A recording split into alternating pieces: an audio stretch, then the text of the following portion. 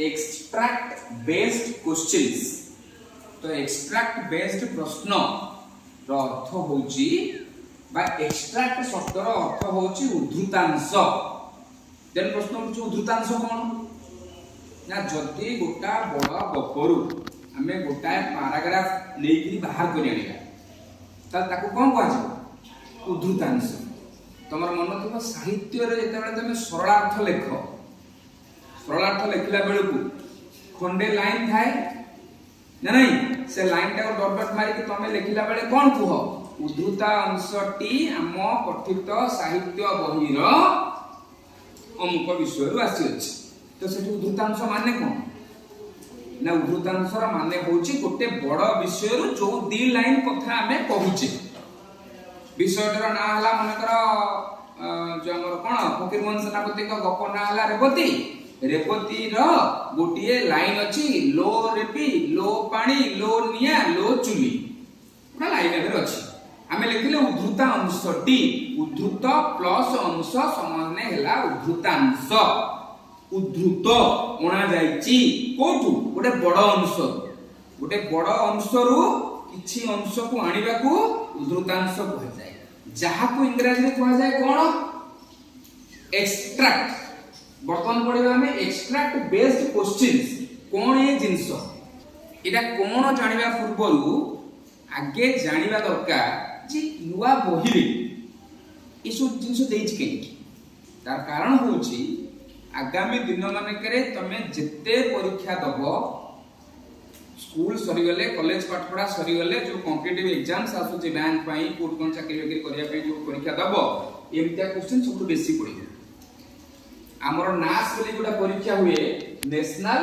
Achievement सर्वे से नास रे एमितिया प्रश्न बेसी पड़े। अष्टम श्रेणी रो प्रथम विषय रो नाटा हमर हला कोन द विथ दैट ओन हार्ट्स सेटा संपूर्ण बरटा विषयटा गपटा से गपटा को वर्तमान टिके भलो कर देखो दि चार पृष्ठ गप चलला गप आरंभ हेची को पृष्ठ रु पृष्ठ नंबर 2 3 चलला 4 चलला 5 चलला 6 नंबर पृष्ठ रे गप सइला 6 नंबर पृष्ठ रे गप सरला परे किछि प्रश्न देइछि से प्रश्न गुडा कर हेडिंग कोन देइछि लेट्स डिस्कस आसो आलोचना करिबा। जो प्रश्न पांचटा देइछि से प्रश्न पांचटा को आमे एक्सट्रैक्ट बेस्ड क्वेश्चन कहि परिबा नाही काहे कि ना से पूरा विषय पढ़ी सारला परे सब जाक विषय को बुझी किरी तमे से प्रश्न को उत्तर देबो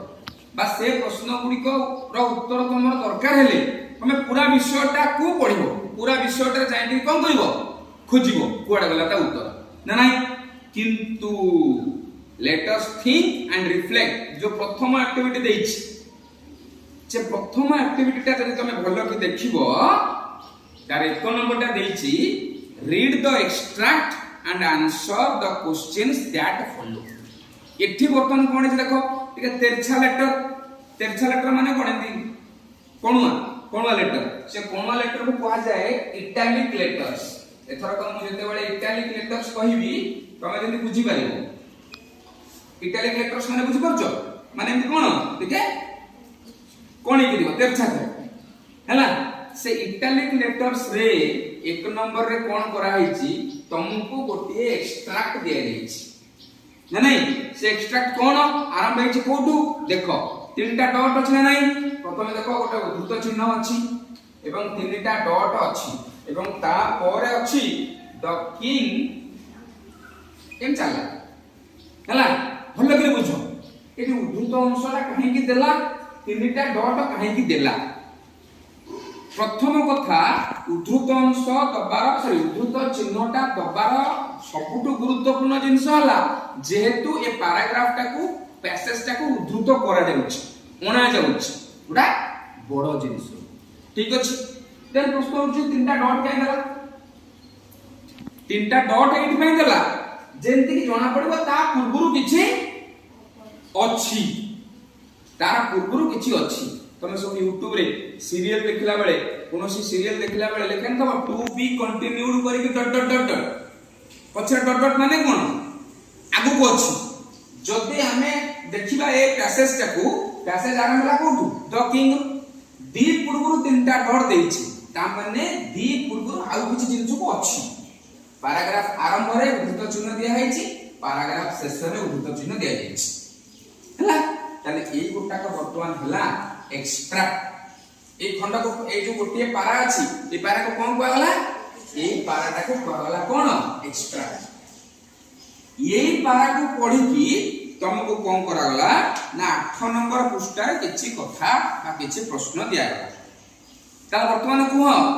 8 नंबर पृष्ठ रे 1 नंबर रे जो प्रश्न तिक देछि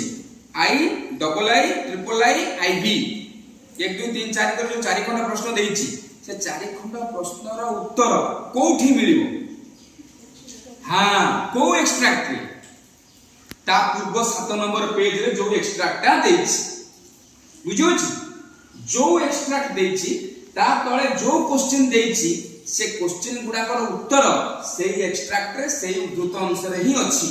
तेणु करी याकू कहा जाय एक्सट्रैक्ट बेस्ड क्वेश्चन षष्ठ सप्तम अष्टम समस्त इंग्रजी बही रे एथरक एमती व्यवहार करा जायछि प्रश्न व्यवहार करा जायछि तमे जेमती कोन करि परिबो सेतिक प्रश्नर उत्तर करिबा हेले तमे ए एक्सट्रैक्ट को आउतर पडिबो नै क आर बहुत माने गुरुत्वपूर्ण जिनिस भी अछि बेले बेले कोन हुए ना गोटे कविता रो मध्य 2 3 लाइन 4 लाइन भिडियो निकरी उद्धृत करी उद्धृतांश करी ताकू मध्य बेस करी प्रश्न देई थाए एबे तू चिंता कर मु सुनी जदी से कवितार जो 4 धाड़ी को आनी करी गोटे एक्सट्रैक्ट करा जाईची से 4 धाड़ी जदी तू बुझे नथबु तळा प्रश्न गुडा कर उत्तर देई परिबु की जदी तमे ए एक्सट्रैक्ट को ए जो एक्सट्रैक्ट अछि जो उद्धृतांश अछि जदी तमे से उद्धृतांश को न बुझिचो ताले प्रश्न गुडी कर उत्तर देई परिबु नाही तेनु कि जेते तम बहिरे उद्धृतांश देइछि जे सबुजाक उद्धृतांश र सबुटु बड़ मकसद हैला तम मानक भितरे बुझिबा शक्ति सृष्टि करिबा तमे उत्तर दबा कहले ए खंड को आउतरे पढिबो ए खंड को आउतरे पढिबो माने आउतरे बुझिया को चेष्टा करिबो बार बार पढिले तमे बुझिबो किंतु तम कहला खाली विषयटा थरे पढला हम तम बुझिगली किंतु तार प्रत्येक लाइन कोन बुझिथिबो भलो पिला जे से कोन कले क्वेश्चन आंसर घोष देले सार प्रश्न उत्तर लिखि देले कोडू प्रश्न उत्तर टिपि देले क्वेश्चन आंसर को घोष देले किंतु आपण कहि परिया प्रत्येक लाइन गुडा से ठीक ठीक रे बुझिछि बोली कि नहीं एक्सट्रैक्ट बेस्ड क्वेश्चंस यूज करा गले उद्धृतांश को भित्ति करी प्रश्न व्यवहार करा गले पिला तो ए उद्धृतांश को न बुझले हो ही नहीं ना ए बुझुछि तो तुम एपेटू जिते चेष्टा करिवो सेही अनुसार आगामी दिन माने करे बढ़िया के बुझिछि हला एबे देखो प्रथम एक्सट्रैक्ट कोन देछि गोटे भले पढ ताको बेस कर से प्रश्न गुडी कर उत्तर